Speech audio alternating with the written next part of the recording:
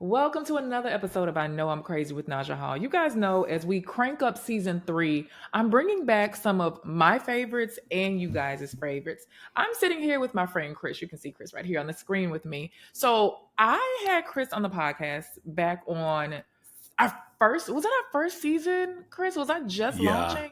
Oh yeah. my, so it's literally been years, but you know how you talk to somebody and then you feel like you would be friends in real life if you had a chance to meet them in real life. That's how it was instantly. Chris was like a hot cup of cocoa on a chilly day. And I don't love cocoa and I don't love chilly days. But when I met Chris, it was like that. I was like, we need this dude. Like he's the type of person that he needed. As you guys heard from his illustrious introduction, which really doesn't do him justice.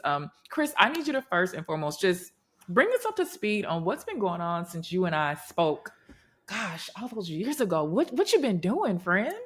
It's probably been, golly, it's so good to see you. It's probably been 6 or 7 years. No, it has It's been, no. it has. Yeah, I remember exactly where I was when we recorded. My goodness, and I'm not in that office anymore. I left working in residential addiction treatment, and I opened up my own practice. Yes.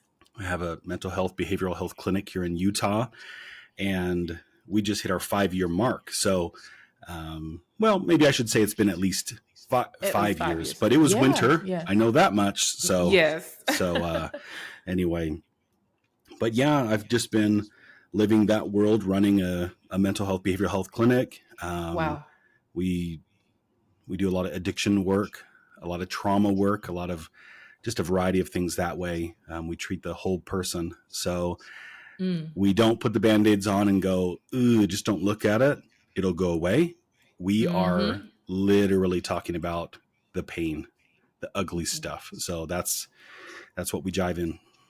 Whew, that's tough work, Chris. And you guys know I'm not big on repetitive questions. So I'm gonna link the other podcast that Chris and I did together so he can get into the crux of what his business is, because I want to talk about what's new. Now, you've since opened up a new center, and I rarely get to sit down with people that are in the thick of things, dealing with human beings like at a grassroots level, hitting the core of our problems. And I want to talk a lot about addiction today, especially culturally and societally where we are now.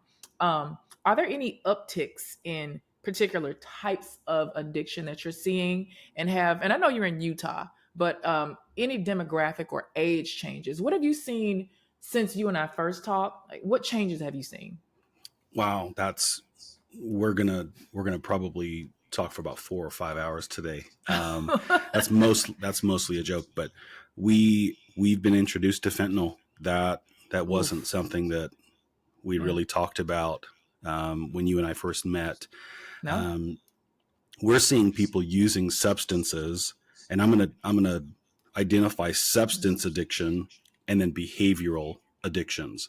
And for Okay. me, I view those things as the same. That's Okay. on a broad level. Break it To down for me, to us. me, a drug is a drug is a drug. Meaning, I I'm an addict. I'm in recovery. Um, we can look at, does that mean you love cocaine? Does that mean you love alcohol? Does that mean you love gambling, Mm-hmm. sex, theft, crime, adrenaline rushes, and those kinds of things? Pills, Mm. you know, Social and media. absolutely, absolutely. And so, for example, when I worked in residential treatment for addiction, family members would come in and they'd go, why can't they just stop? Like, don't you see all the problems this is causing in your life? Why won't you just stop using? Like, you don't want to be dead, do you? You don't want your wife to leave you, do you? You don't want your job to fire you, do you? Well, of course not. So just stop. Yeah. And it doesn't Stop. work that way if somebody's truly addicted. And there's a difference between I really like this, I really like the escape, and then I can't stop doing this. Can't means I physiologically, it's in my, like, I know when you try heroin for the first time, don't they say that's like an automatic lifelong addiction because it attaches, and I don't know the science behind it, but is it like that when they Yeah. say I can't, like I Yeah. physically need this, or I will Mhm. die or feel like I'm dying. Yeah.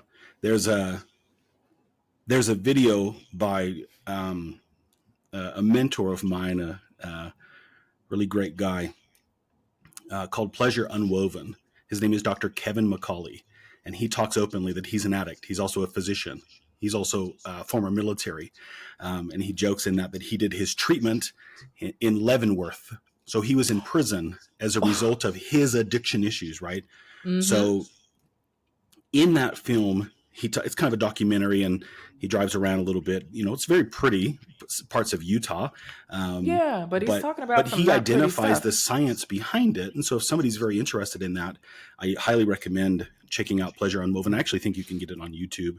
Okay. Every time I loan out my DVD, it doesn't come back, and so it's continually on my Amazon wish list, to get a new copy so that I can loan it out to people. But the reason I brought that up is because there's a scene in that film where he says, for the alcoholic, if you were to say, here's a drink, and you put a shot in front of them, Mm-hmm. and you say, but if you drink that, I'm going to shoot you in the head. Most of us would go, well, I'm not going to do No, that. thank you. I I'm don't not. want it. Yeah, we have refusal skills. Whereas the true addict or alcoholic would go, and he says these three things. He's not really going to shoot me. Ooh. The second one is, I wonder if there are really bullets in that gun. The third one is crippling for me. Going through the mind of the alcoholic is, and again, let's talk about, I do trauma work. There is no addict in this world who doesn't have trauma. Addiction comes from pain. It comes from trauma. Okay. So the third thing that Macaulay says from that alcoholic is, I wonder if the alcohol will enter my bloodstream before the bullet comes crashing through my skull. That is addiction. That is desperation. That is a level of dependence that most people don't understand, and I pray they will never understand it. Ooh. So with that, when family members would come in, we'd show them this video, or Macaulay would speak to the families. We had access to him here locally. It was wonderful. And then we come would in and invite. explain to the family to try to evoke compassion and say, your family member, because it sounded like you're faced with a bullet or this, your vice, this human being, they start to rationalize. Well, will the bullet be so bad? I Right. need this thing. Right. Because I love the way you put it. We learn, an addict will learn over time that escape, that numbing from whatever is the pain, is worth whatever misery goes on. Now, in sobriety, when somebody's calm, present, mindful, when they're not intoxicated, they most often will speak rationally and go, yeah, I don't know why this keeps happening. But it's when the stress level goes up that we then say, I can't handle this anymore. And that's why that pattern continues and resumes over and over and over again, because addiction is a disease of choices, and it's brought on so often by stress. And so it's a when coping you and I, mechanism, as we say, like I'm doing this to cope. I'm self-medicating with my addiction. Yeah, absolutely. Okay. And so a normal human, what quote unquote, whatever that looks like, can say, man, it was a really hard day. I need to go to the spa, or I need a Diet Coke, or I need a cheeseburger, or I need to put my feet up. Can I turn on stand-up comedy? Can I, those kinds of things. I need to go an to the escape. gym. Yeah. Where it's the same thing, but we as a society have determined, and rightfully, we've determined that using drugs as the escape brings consequences. And also there's a change in the brain that takes place when somebody's truly addicted. But we would invite the families, if you want to see a small snippet of what your loved one who's here in treatment is going through, quit drinking Diet Coke for 30 days. Quit going to the salon for 30 days, or the spa, or your thing that makes Oreos. You feel good. Yep. Whatever that like my vice is. Cigarettes is so often a thing as well. Quit drinking soda, which out here in Utah, there's a place called Swig or So Delicious or whatever. Like on every door, I probably shouldn't say their names, right? But there's a soda store on every corner. That's one of our big vices out here. It's so accessible. And it's sugar, Sugar. guys. Like Yeah. sugar addiction is leading to so many diseases. Yeah. But Yeah. yeah. Okay. Going back to something you said, and I really want to find that piece of the documentary. Hopefully, if I can find a clip, maybe I can share a few snippets with permission here in the podcast so people can see Mm-hmm. what you're talking about. But you said addiction comes from trauma. Addiction comes from trauma, and you mentioned that you yourself. Is it? What do you say? Do you say were you an addict or are you an addict? Is it like My, a my my verbiage, the wording that I use is I'm in recovery or I'm I'm in recovery? recovering. I'm not Okay. recovered. I still blow it all the time. I still make mistakes. Now, my mistakes that I make are not like what they were on Halloween of the year 2010. Yeah. Okay. That's kind of my last hurrah of craziness. That doesn't mean I've never done anything wrong since that point in time, but Mm-hmm. that's the last time that I didn't know what was going on around me, where I That was so was blitzed. the okay. And I kind of feel like, we in a lot of instances to get us to stop, we have to have this rock bottom moment. So it sounds like that was your bottom moment. And you're just looking up like, okay, this is it. And if Well, it's I love that phrase, and I will say this: when I started using substances when I was 14, oh a friend of mine, we were in between classes. It was in junior high school, and a friend of mine said, "Hold out your hand," and he gave me a couple of pills. He said, "Take those." And because I'd had trauma when I was younger, because I wanted to fit in, because this kid was cool, he was a friend of mine. you did Um, it. and The I, cortex isn't yeah, formed, our all little those brains things. at 14. Yep. And so I did that, and it was, some parts were, this is amazing, and then other parts were, I don't like not having control over my mind and my actions, right? So that's Yeah. always been a scary thing. But that euphoria was so incredible, so powerful.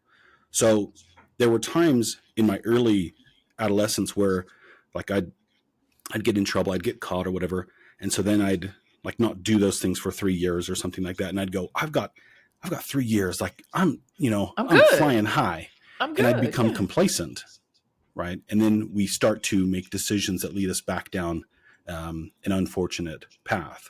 And so Mm-hmm. now I'm very strong in saying, I don't care how much time someone has, like in recovery, we have today. Okay. Because all I'm focused on is making good choices today. Tomorrow's Today. the different thing, right? And so that's where I don't know if I developed Do Your Dailies when I had Yes, developed we Do Your talked a Dailies lot when we about Do first Your talked. It was Dailies. in its infancy, Yes. and so literally my alarm goes off at 5:01 every day. And some days I snooze, right? Some days I struggle, but it's got to go 5:01. It can't be 5 because all the 5 o'clock club people, it's 5 o'clock. I've got to be a little different, Oh little God. off, Okay, right? 501, you're different. 5:01, but some form of prayer or spirituality, Uh-huh. meditation, physical movement. Some days it's stretching. Some days it's Mm. like it's very brief, but some days I'd go jogging, right? Or I'd Mm-hmm. go outside. I have a dog. I'd take my dog out for a walk or something like that. Um, um, Fluids like hydrating, good nutrition. I've got a whole regimen now that I go downstairs and open up the fridge, and there's some good things that I'll put into my system to help with my focus and Nice. memory and cognition and all of those kinds of Mm-hmm. things. They also de-stress us because I know Mm. we don't get to escape stress in this world, but we No. can manage it. And Mm-hmm. I don't want to go back down those same paths as before. And I'll be very blunt. I'm so lucky Yeah. because many of the kids when I was a teenager, many of the kids that I used with are dead. They They're not here overdosed. anymore. My town, our school, and within my age group and the two above us, very high instance of overdose specifically from heroin. Um, and so I feel very blessed that, and we won't go into all that, but Yeah. I feel very blessed that it was actually my brother who, back in the day, I said, man, he ratted me out. But today He saved your life. exactly, He came I and view it yanked that you and way. saved your life. Yeah. So at 14 years old, when we are not equipped to make, hell, I know a lot of grown-ups, 34, 44, not equipped to make those formidable, because that was a life and death crossroads situation that you were handed at 14 years old, no capacity to decipher. God, I remember being, a club kid in my 20s going to Miami to Space Nightclub for the first time that didn't Mm. start till 6 a.m. and, being offered pills. And I'm not going to say what I did or didn't. Y'all, I've talked about my partying on here. But just even thinking, not having the capacity to say no. And a lot of parents, Chris, I want to, this is not what today's pod is about, but there are some parents, a lot of parents that listen to this. How did you hide it from your folks? Because I'm sure your folks were involved. I'm sure. Like, how did you hide it? And what do parents need to look for? I have the most incredible parents. But I will, maybe the downside is a belief that everything was perfect, a desire for everything to be perfect, that sometimes we ignore clues, we ignore red flags, right? Mm. And so I was very skilled. Actually, we had in our basement, we had a kind of a storage area where, like some of the kids' rooms were in the basement, right? At this time. And we had like a second fridge and freezer and like some food storage shelving back there. And it wasn't a finished part of the basement. And I notched out a little nook and cranny kind of a thing and hid pills, marijuana, and would go there Your when everyone parents else are was kind of busy. asleep. Parents are not looking back there at that Right, stuff. Like, right. it's just. Yeah. And so that's kind of how I got away with it. Or other people I'd go spend time with and they had it, and maybe parents were working, both parents were working, and Yep. they were even kind of not checked in on as much. And so for parents, ask questions, you know. Because if you're not, it's not the obvious. Like, you haven't found anything under your kid's mattress, or you haven't noticed any behavioral changes. It could really, especially as a teenager, because teenagers are already kind of jerks and they're detached and they're not wanting to be involved. They're not talkative. But Yeah. what specific questions? I mean, aside from saying, "Hey, are you on drugs? Are you doing anything?" Because a kid is gonna lie. Yes. What question can we look our kid in the face and ask? And I know it's kid dependent, but Right. It is. It's very, I appreciate that you said that, because this advice or this suggestion or counsel may be the opposite for some people. So I do tell parents, yeah, use your intuition, but use it. Don't sense something like something's off, but I'm just going to, please, no, don't let it be, not my child. Like it won't happen. It won't happen in my house. And I've counseled with so many moms in particular who said, I just thought if I kept him home, he wouldn't be at least homeless on the street, or he would die on the street. He'd overdose, or he'd get cold in the winter or something like that. And yeah. they end up overdosing in mom's basement kind of a thing. So use that intuition, but be brave and be courageous and ask tough questions. Yeah. But we have to understand that there's a time for this and there's a place for this.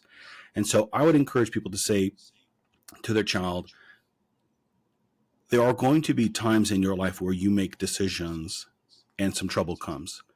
I'm here for you. I may not, I may not always be thrilled with the choices that you make. And I've said this to one of my children. I am always going to be your dad. I will always love you, no matter what you do.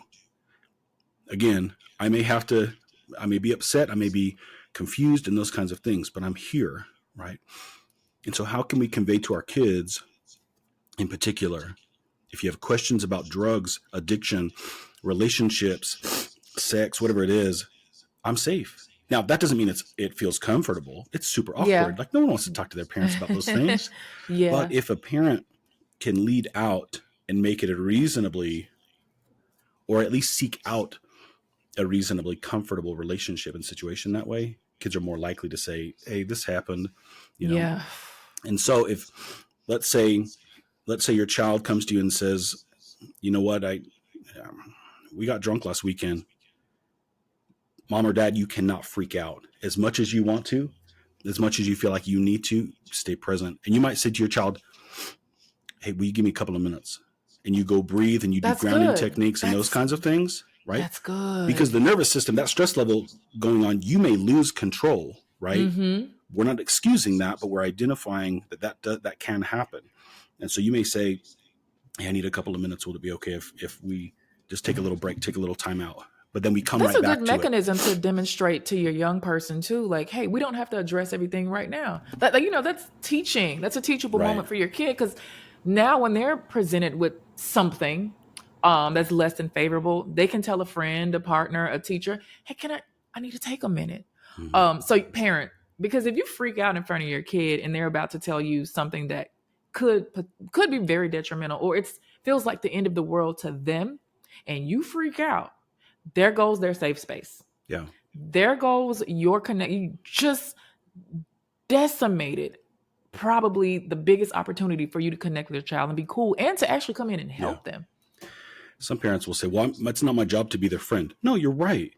But you don't have to be this like authority figure, drill sergeant, no disrespect to the military personnel, right? But it's like, Yeah.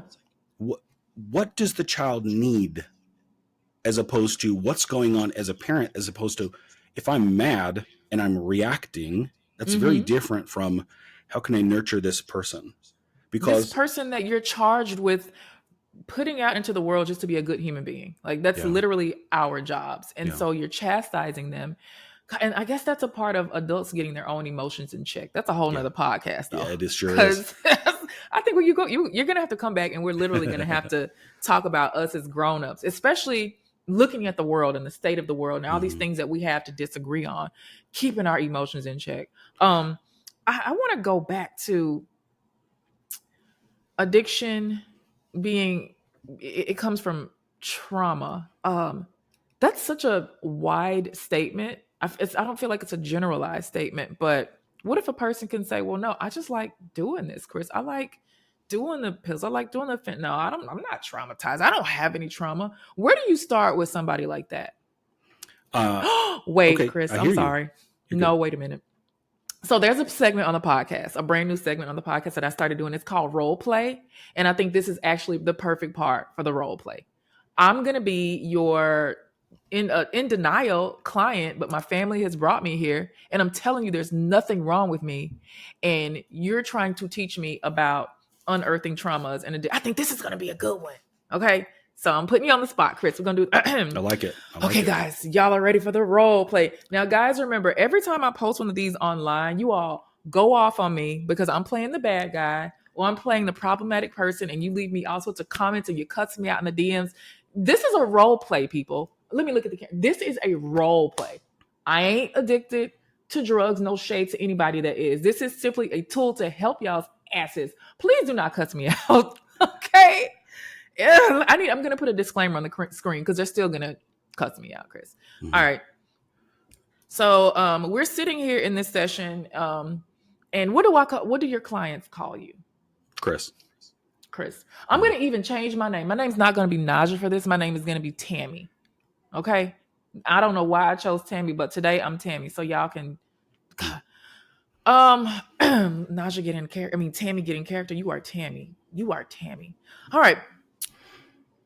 Um, so Chris, my family brought me here to you, and I recognize that, I do like partying and I have it under control, but um I I just don't understand like why I have to be here.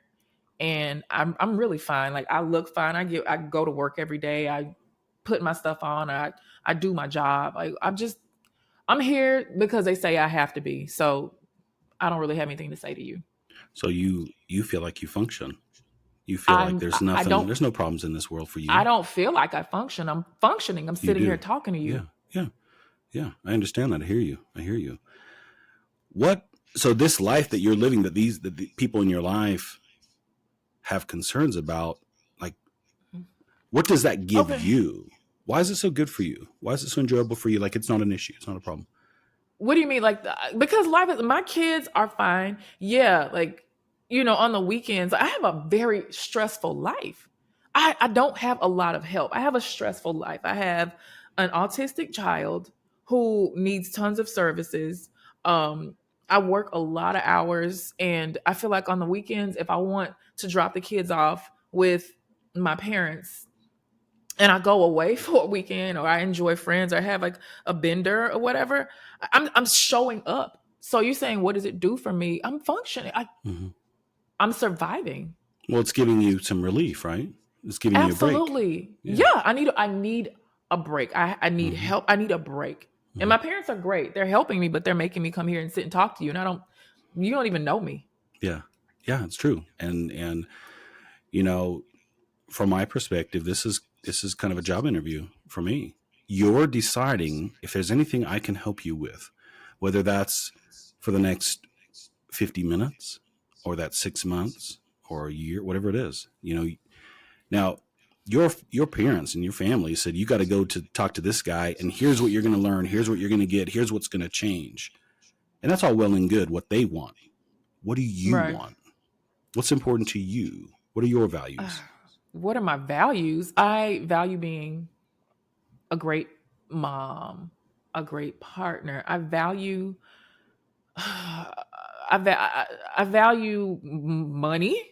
I work a lot. I make great living. I value my health. I wish I could make it more of a priority. I don't have time to work out like I used to. Mm, I value rest. I value my family. I just the normal things that people value. I yeah. just the normal stuff. So you said you value being a good mom. Like, what does that mean? Like, what does that look like for you? I didn't like my parents, God bless them. Dad did most of the showing up for us. Mom was off working, making a living, doing whatever it was she doing. And dad worked full time too, but he was like at home being the caretaker. And so it's really important for me to, as a woman, to not let my kids feel abandoned like I felt. Mom, and I get Mm-hmm. it, she's amazing. She's an excellent grandmother. Mm-hmm. But I just remember, needing so much from her that my dad couldn't do. He couldn't teach me about when I started my cycle or this cute guy. I didn't want to talk to him about stuff like that. He would Mm-hmm. go off if he, when he found out that I was dating. Oh God, he went crazy. But there was just girl stuff that I wanted, and being there for my kids is really important, and then not letting them feel like they're completely alone. Their dad is super involved. Thank goodness for that. But I feel like I got to do everything because I don't want them to feel like I felt. So me showing Yeah. up, financially providing, physically being there, that's gosh, I sound like a great person right now. Yeah, you Like do. that. Those are all wonderful And I things just that don't you understand, desire like, for your kids. yeah, and it's like they're having me here, and no offense to you, but like, what the hell do you know about helping me or someone like me? You're not a woman. You're not Right. no offense to you, but Yeah. those are the things that I value in being a mom. Yeah. Yeah. Yeah. So I think it's really common for us to want to get information from people who are similar to us, who relate to us. And so you And you said, don't relate to me. right, yeah, yeah, and that's okay. And you're That's okay. agreeing with me that you don't relate to me. Yeah. Like, Now, let me understand when you go take your break, right? Is there anything that happens in that break, that weekend getaway, that would jeopardize you being a good parent, you jeopardize you know being a damn good well the mom? answer to that because Well, what is it? I'm sure my folks have already told you and given you the drill on Yeah, what but happens Tammy, on the but week. Tammy, that's what they said. I'm more concerned with what you tell There me, was a right? video. Okay, there was, and they're concerned. I was out. We went to Vegas this one weekend. This friend of a friend from work, and we went to Vegas. And I know they say what happens in Vegas stays in Vegas. And I was doing some stuff in the video, and somebody posted it Mm-hmm.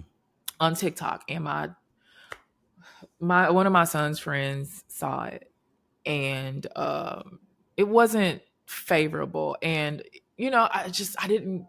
I wanted to be that super involved mom, and now here I am embarrassing my kids, and of course embarrassing myself and my family. But so some of the stuff that, like, do you want to know the stuff that happens? Like, you want me to tell you and say it, or I always tell my people, if there's something that you want to share with me, you're not going to offend me, you're not going to make me uncomfortable, and all I those was kinds of doing things. And drugs. that's not a challenge, right? No, it's fine. I was doing drugs, and I was Mm-hmm. there was like a lot of us in the room, and it just got out of hand. Yeah. It doesn't show me in the best light, and it wasn't Mm-hmm. me. It wasn't when I watched it. I was like that. I don't remember it being there. I don't remember how I got there, and it didn't look like me. The person Mm-hmm. looked like me, but that just was not me. But it was me. Yeah, it was you, It and was that's that was that would me. be pretty scary to then see something, and it's you, and your eyes are telling you this is you, and you did this, and you're going, I don't remember it either that way, or I don't remember that at all. That Yeah. would cause me a lot of fear. a lot of I was freaked anxiety, out. some worry. Yeah. Yeah, Yeah. I was freaked So out. what, have you chatted with your kids about this, like the video that they saw and what their feelings or thoughts are about it?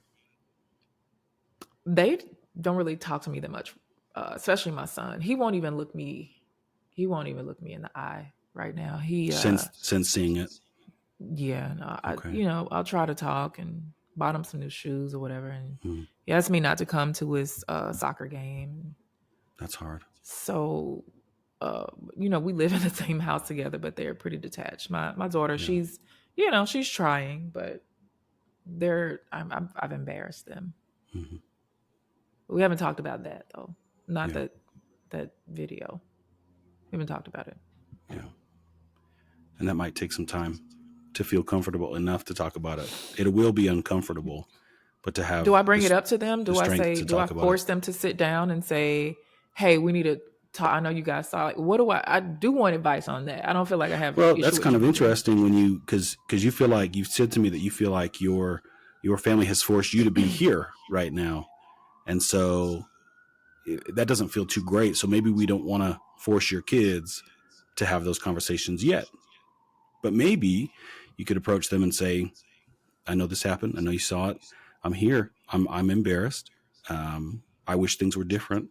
If and when you're ready, I'm here to talk. If you have any questions, if you Well, want to why say couldn't anything my to me. family do me like that with you being here? Because it was kind of like, what's that one show when you take the actual real drug addicts and the family Intervention? take, yeah. Mm-hmm. And you don't give those people a choice. And I watched that show and it's so cringy. Now, a lot of those people do have major problems. But it's like they weren't given an option. So I wish I was given an option today, but Mm-hmm. what my folks told me was, oh, I'm going to be written out of the will. They're not going to help me as much. Mm-hmm. They're going to try to get the kids, like take my kids away from me. Like, could you imagine your own parent saying that to you and you're financially helping them?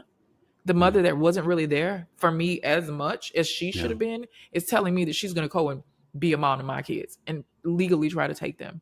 Mm-hmm. That's not, That would hurt. That would yeah. hurt. So, and telling me to come and sit here and talk to a complete stranger or else. I don't, Mm-hmm. yeah. So, yeah, not having a choice sucks because I didn't Yeah. have a choice Yeah. in any of this. Like my life, I didn't have a choice in any of it. Do you feel Not, trapped? I feel like I'm in a jail Mm-hmm. cell, but I have the key and the door is open, but I just can't walk out because all the stuff in the cell is going to die if I walk out. Mm-hmm. That's what I feel like. I could see the freedom, and I get to feel the freedom, I guess, on the weekends. Yeah. I get to walk out of the cell on the Mm-hmm. weekends, but I know come Sunday night, I got to go right back. Yeah. So it's still not complete freedom because going back to the cell is looming because I know it's happening. Mm-hmm. So, And with that, it sounds like there may be a choice you could, like your Monday through Friday, are there other options for you to not be a parent and not have that burden? that could be like, yeah, F my kids and they can go be with grandma and grandpa. I mean, Would is that that be what? easier? Sometimes I feel like it would. Yeah. Sometimes I feel like, but come on, like, what kind of trash would I be called? Like, what would people say Mm. if I were to shirk my responsibility, something I created, and just went off to enjoy life? I don't enjoy a lot of I enjoyed the parenthood part of it, but like the everyday, waking up at 5:45, you know, like I don't enjoy the everyday part of it, but I do get a lot of Mm-hmm. satisfaction out of the other parts. Okay. Talking about it now is just making me feel like a failure. Talking about how much I don't enjoy it makes me feel like a failure. Mm. So a couple things. I'm going to sidebar for a second. You said something about so where I might go is focusing on how much you care what other people think about you. You said that a second ago. But what Yeah. I'd actually do, we'll kind of jump back into this role play. So what are the things that you do love about being a mom? Like what joy does it bring to you? Yes, there's some hard times. And Tammy, you're not alone in that feeling of like, man, this is stressful. This is overwhelming. And sometimes I just wish ... Yeah. That's natural. That occurs. Parenting is stressful. It's hard. This world is hard right now. There's a lot of scary things going on. What does being a mom do for you that you enjoy? I I wish you could ask me that in a moment when I'm enjoying it, because I can't find it. Yeah. Yeah, it's shit, I can't think. I mean, I can't answer that right now. Okay. Maybe I'll write when I'm What I, having a good moment. This is not a good moment for me. I can't yeah. think of good things when I'm in this forced space right here, right Yeah. now.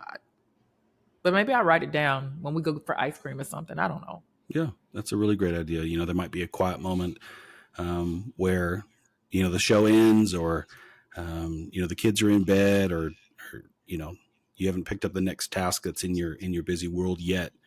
And you think, maybe I will write something down. Or the next time there's a play performance and you see your baby knock it out of the park, and you feel proud, you might go, oh, that's right. This guy made me commit to writing down those things that I like about being a parent. And it might not even be those things I love about being a parent, but maybe what are the things that don't suck about being a parent? Oh, okay. You Because know what, Chris? I'm going to meet you where you're at, Okay. And you touched on something a second ago, like what kind of person would that make me? What would everyone think about me if I just left my kids, if I just abandoned my kids?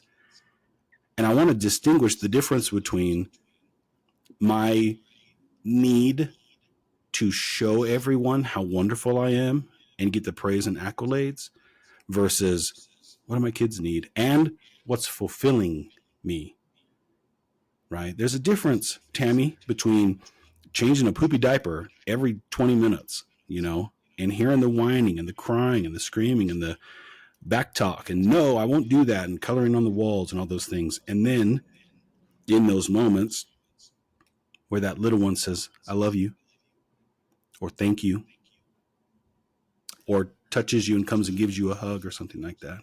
That is, yeah. Those are moments that, when I was younger and it was a little easier before our baby, like special needs baby. I remember those moments.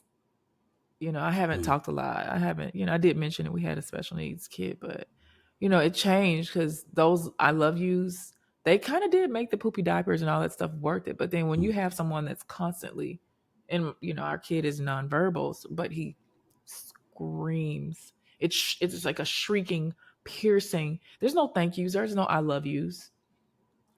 Some of the thoughts that I've had, I can't say, but I just wish that this was not, I love my kid. I love my kid, but I just wish that I can't say it. Yeah. So, yeah, well, but I respect that. That's okay. There's nothing that someone should say that they feel forced to do it. But I will let you know that this is a safe place, and that I make a commitment to not judge. And sometimes that's hard for people to believe. Sometimes it's hard for people to believe that they're going to say something to another human being and they're not going to go share it with somebody else. But I'm licensed. I've got an oath, and my ethics require me to not tell anybody anything. And so you get a chance to open up to me. And I can tell you, so you legally cannot share anything that me and you talk about. Mm-hmm. And there's some exceptions to that, as long as, what are the exceptions? If somebody's life is in danger, if there's a child or vulnerable adult being abused or neglected severely, or if you intend to go hurt someone or hurt yourself, then I've got a responsibility to protect people. But we're talking about drug use. I mean, yeah. So I use, I'm a user. So that means I have an intention. Like if I say, after this right here, I'm going to go and see my guy and go get, that means you can report me? Nope. No, because what are the dynamics around that? Your children have childcare? Yeah. Right? They're not in the car. They're not going with me. I mean, right. Yeah. So if they were going in the car with you, then we'd have some things to talk about. Right. But if they're in a safe place, again, And Tammy, it's not whether I approve of your behaviors or not. That's not my role. My Do you intention think in I have a this, problem? I don't know that. I don't know. Do you want me to address that? If I so, mean, what? we've only Well, been. This is my first session with you. yeah, I know what you've been told about me, so I've told you some things that I realize are not favorable, but it's like I don't it's think what that it makes is. you a bad person. I don't think that makes you a bad mom. I don't think that makes you a bad partner. And maybe your parents, maybe they said, Tammy, you're an addict and you got to go talk to this guy to get fixed. Um, That's I see basically exactly what they yeah, said. I see a lot of people, and some people have addiction issues. Some people have problems resulting from using drugs or alcohol, problems from going away for the weekend and spending their entire paycheck, or not being able to come up with rent or mortgage payment Yeah, or I'm buy not those. groceries. Right. I am not those people. I'm not like Right. walking around tattered and selling myself, and Mm-hmm. my bills are completely fine. So that's okay. You know what? End the role play. End the role play. Chris, you are very patient because I was trying to be a jerk I know. client to you. That was nothing though compared to I um know, but you're very difficult for me to be mean to. So I don't oh think I did a great job at being like, next time when you do a role play, I'm gonna have to like probably get in full costume and I'm gonna yeah. come at you hard. But you're very patient. Um, I like how you didn't talk much about yourself, but you interjected enough to let me know, like, nah, I'm right here with you.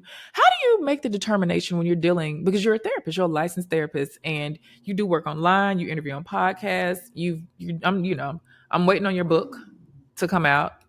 You haven't mentioned anything about a book, right? No, not Well, yet. I'm waiting on it, Chris. Okay, waiting on the book because I know you got a book in you. Um, but you're very vulnerable and transparent about sharing a lot of your own experiences, your own traumas, your own recovering process. Do you feel like you overshare with like online? Because has that ever deterred a client from being like, oh, I know too much? And I hear a lot of therapists, especially ones with online presences, they want to present this very polished persona, Hmm. but why do you share with us so much of yourself?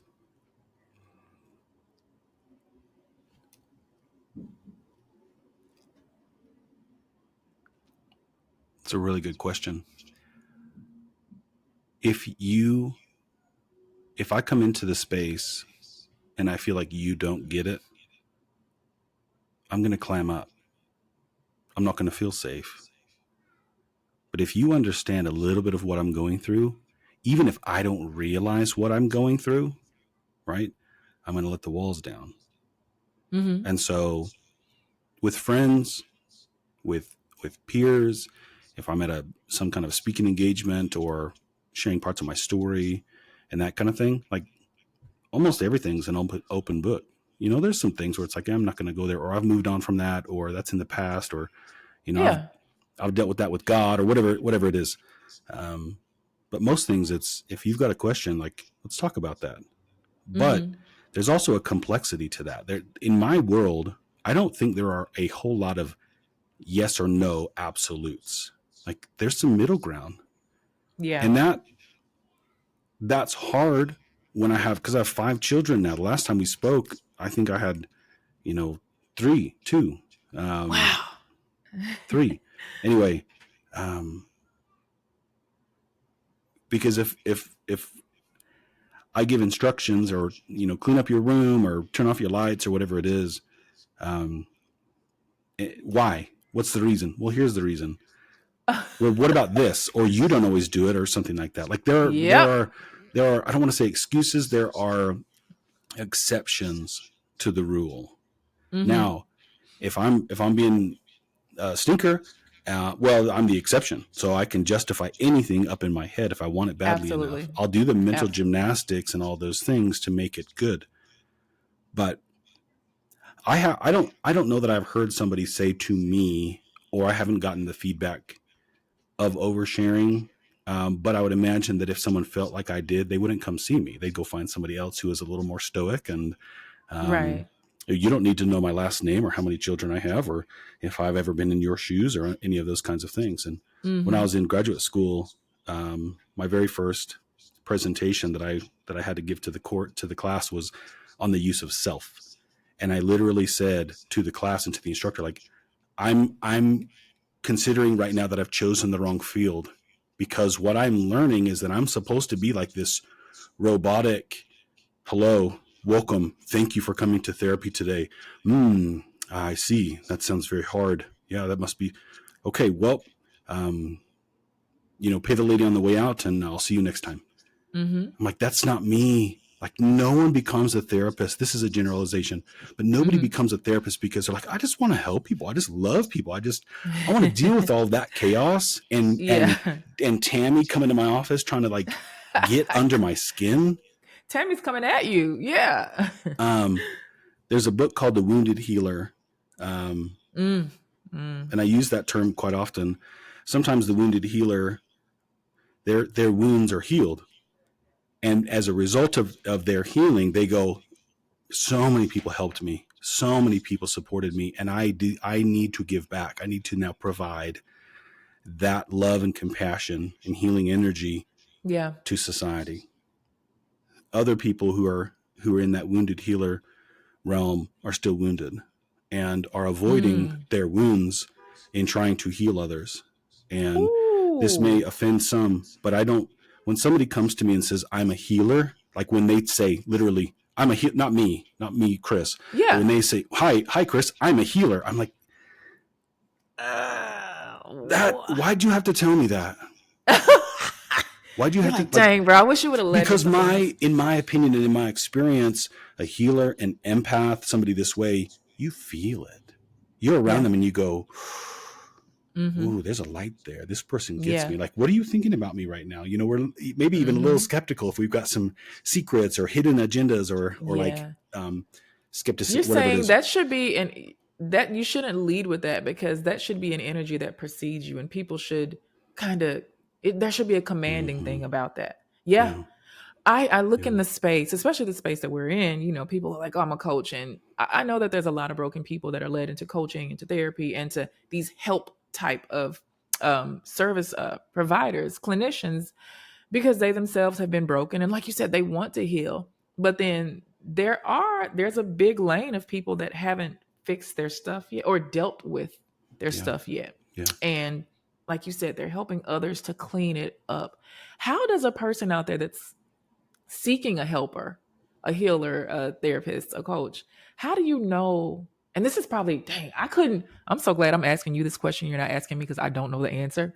But you've probably met some people and you're like, damn, dude, you should not be a therapist. You should not be a coach. You need a coach. Like, you need to still do some work. But Mm-hmm. as a person that is seeking help, how can someone know, like, this is maybe not, this is a therapist that I should not necessarily work with, or this is a coach that is still not ready yet? How would a how would someone know that? How would a person out in our world come to, yeah, do you trust your intuition? Um, I, I've had some very angry people on this podcast, and I'm like, girl, you call yourself a damn yikes. I yeah, would never want to yeah, be your patient. yeah. But then it's There's, not always so overt. when somebody, I think our advertising is like, we've got a Psychology Today ad and then we have a website. And then I think I've got some social media stuff that I'll be like, hey, we have this and this therapist. We're training these things. Here's how you can call. And I'll get an email Yeah. or a phone call and I run this place. I'm the director. I see 5 to 10 clients a week. That's pushing it. That's not even true. Yeah. Like probably 3 to 7. Mm-hmm. And I do some supervision with new therapists and younger therapists and students. And um, you said something before. I want to touch on this, and then I'll continue. There have been times in the past, way back, where I had a student, and I had to go to the school and say, this person's not ready. Yeah. Here's what I'm seeing. These are my concerns. I believe that there's a path for them to become ready, but they've got to do some work. They've got to do their own inner work. And there have been times where Doppel is the licensing body here in Utah. And there have been times where I've had to communicate with Doppel to say, this person's not ready, but I'm willing to support them and help them get to that point. And that's a hard conversation to have, because that person tough. is immediately going to hate me because I said something like that. Because wow, but the you truth derailed is, their dream and all this money they've invested in school, and they've been told by their grandma that they're really good at it, and here you come. Oh, yikes. The truth is, I might, and it's not, I don't intend to compare and contrast, genuine, like truthfully, but on some level, I love that person more than all those people who are blowing smoke up their rear end, because I'm going to give them the truth. I'm going to come to them and say, here's what I'm worried about. I'm involved with a couple of nonprofit organizations, and we look into ethics quite often. And it's very sad and devastating to me, the things that unhealed people do to other humans in this world. And God. I don't think is there an industry where somebody is just a good person and they would never, this kind of person would never do wrong. Like that doesn't exist. From therapists, massage therapists, clergy, law enforcement, the criminal justice system, not one physicians, industry or system that is not touched. Right. Yeah. Because we're human beings. We're flawed. And that's part of it. But that's one of the messages that I wish to present is, it doesn't have to be over. Like, even if a mistake gets made, like, we could do something about this. We can fix this. And it might be embarrassing. It might suck, but we can do something about this. It's not over. It's not over. Yeah. And sometimes pride, ego, fear, a lot of different things get in the way. Yeah. But part of my role and why I share my heart and my spirit with my people is because I feel like if there's an opportunity for them to feel safe to open up to somebody, that's the control I have. That's the influence that I have. I can't make you tell me all your stories, Tammy, right? I'm not. But if I can help you feel safe on some level, then you're going to choose to open up to me, and you'll test me. You'll try me. 100%. You'll tell me something to see if I'll freak out. Next time you come on, I'm definitely gonna test you as Tammy. You better be ready. Yeah, I'll get a good night's sleep the night before and all of this. But I will say, one thing that go ahead. You created a safe space, and you made me feel like you made Tammy feel like she had a choice. Yeah. And Chris, also, I love the way that you listen with such intensity. Even as colleague podcast, but hosting this podcast, but even me pretending to be your client, the intensity by which you listened was so good. That was really good. Okay, go. What were you about to say though? I was going to say, early in my career, my very first job as a therapist was in a women's prison, and I've got in Utah. No. On the west side of Phoenix.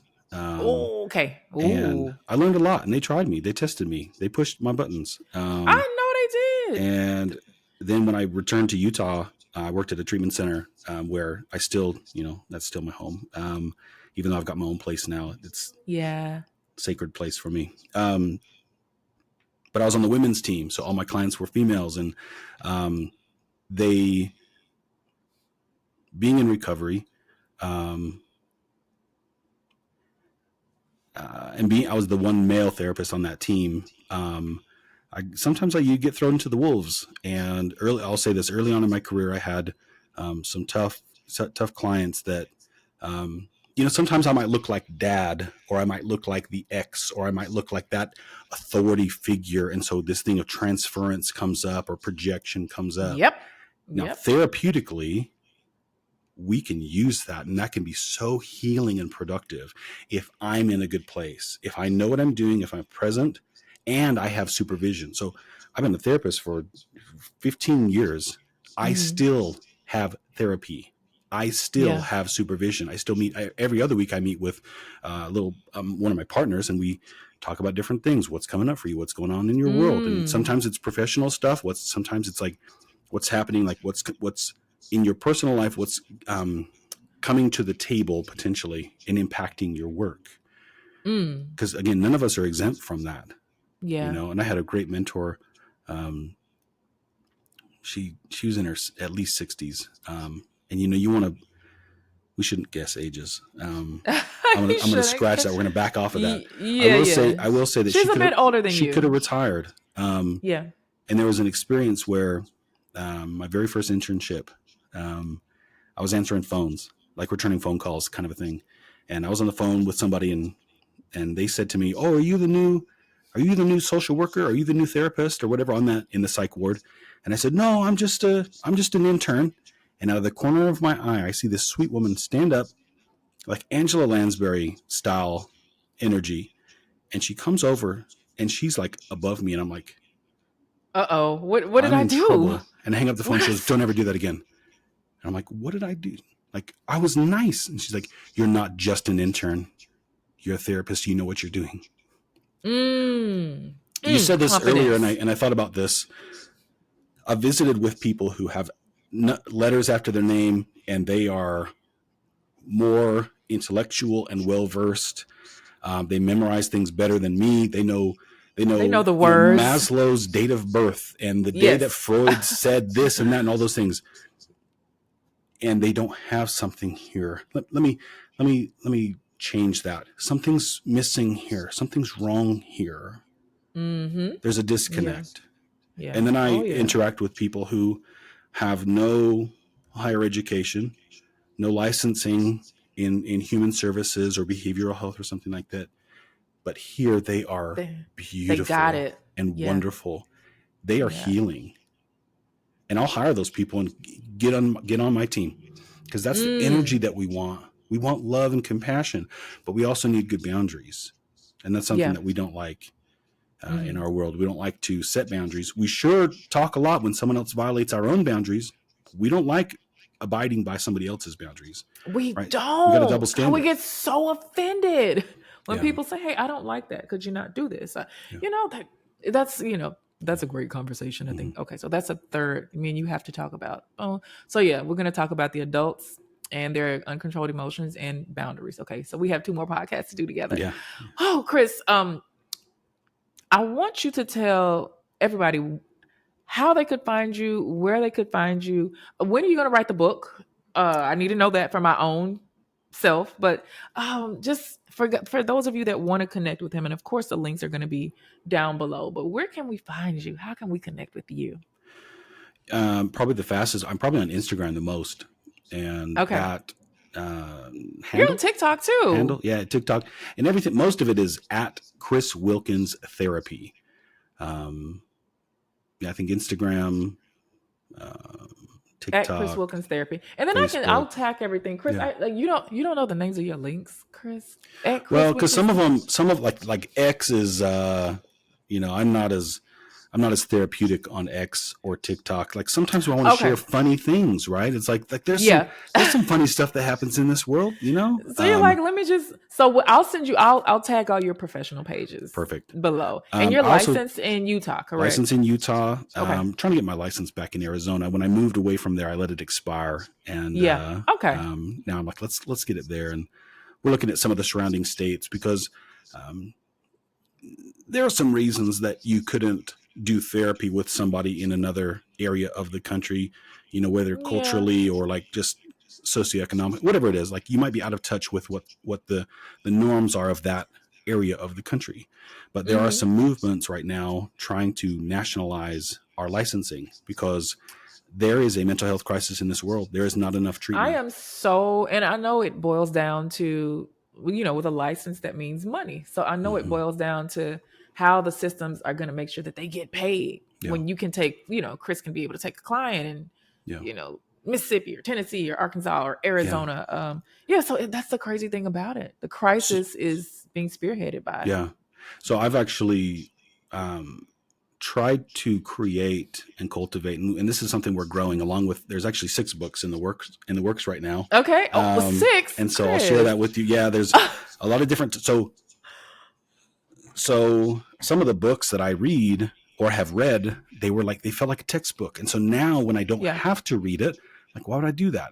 And so I want to design some shorter books that are an easier read on specific topics. So Good. do your dailies. The book should actually be out by Christmas. Knock on wood.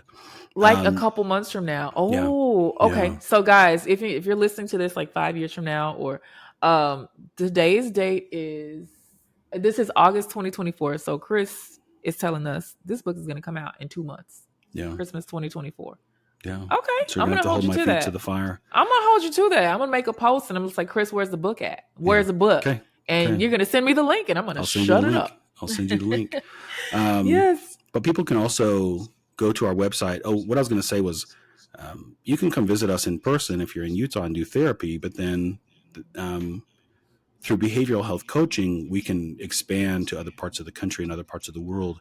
And so I started some recovery coaching groups and consulting groups. Perfect. Where we're not doing therapy, and we can, if somebody's interested, we can distinguish the difference between, well, what is therapy and then what's this coaching thing, and right. So as a licensed therapist, my role as a coach is very different from my role as a therapist. Right. But I take that experience, that knowledge, the training and all of those things and apply that.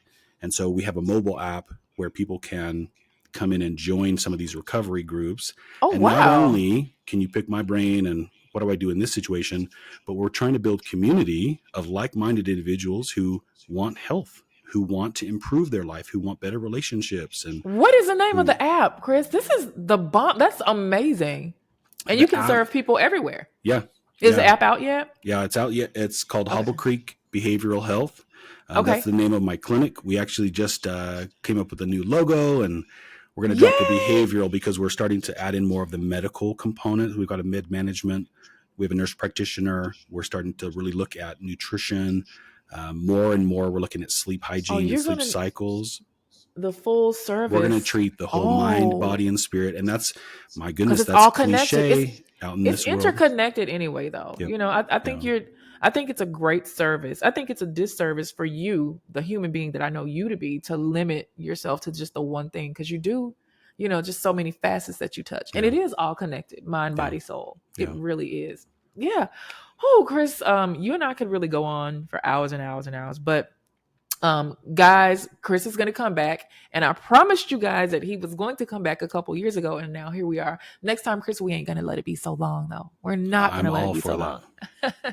Well, everybody, listen, I want you to go check out all of Chris's links, and everything is tagged below. As I said, spam him and let him know, spam him in a good way, and let him know how much you love him. Let him know that you heard him here on I Know I'm Crazy with Naja Hall, and I will see you Tuesday after next, everywhere your favorite podcasts, including this one, are streamed. Whew. All right, I'm gonna end the recording. Okay. Stop.